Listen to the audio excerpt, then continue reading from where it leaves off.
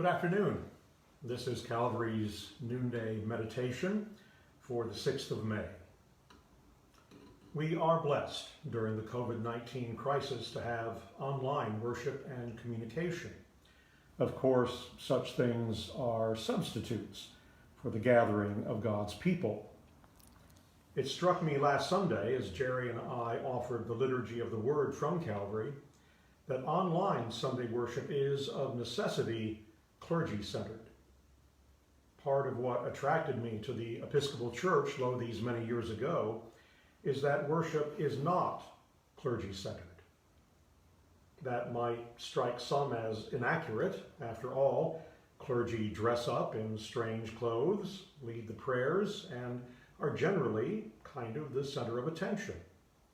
Well, yes, on the strange clothes and taking the lead, but no, on the center of attention thing. I suppose some clergy do crave the spotlight, doing, saying things to draw attention to themselves, but that is not the intention of the prayer book. In our worship, we are in it together.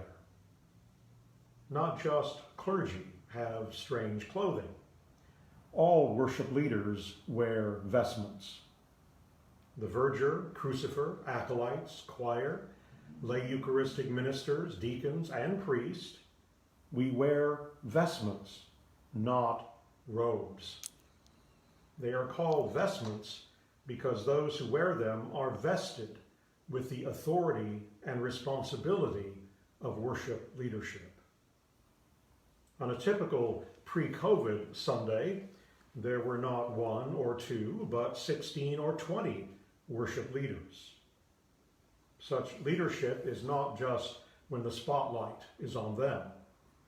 Those vested lead also by their attentiveness, their crisp responses, their prayerful attitudes. The obvious factor about the center of worship involves the length of time the clergy speaks for him or herself. In many churches, the sermon is the centerpiece. Sermons are crucial for proclamation, teaching, and encouragement. In our worship, however, sermons are not the heart. The preaching, the sermon is important, but not of utmost importance.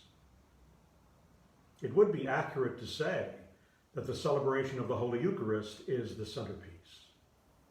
We recognize both historically and theologically that, as the prayer book states, the Holy Eucharist is the principal act of Christian worship on Sunday. However, a single focus is operative in all worship, whether Eucharist, morning and evening prayer, compline, baptism, burial, whatever.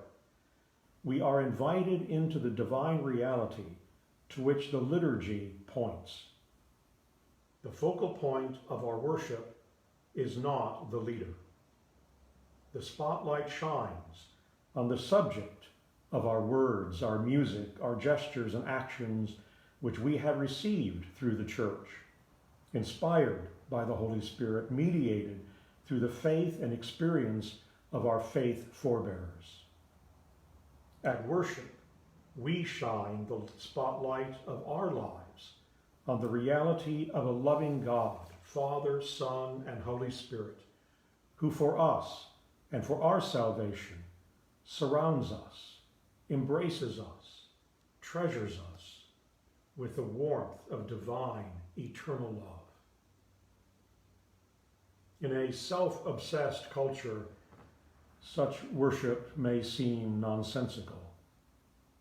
Yet, we stand firm. Worship is not about us, and it is not about who leads us. Our worship is about what our loving, kind God has done and continues to do for us, and to us, and through us. Worship is surrender to the divine reality beyond all human telling. In worship, we offer ourselves to the beauty of holiness, and we long for such beauty. Be patient. Be safe and healthy. Be blessed.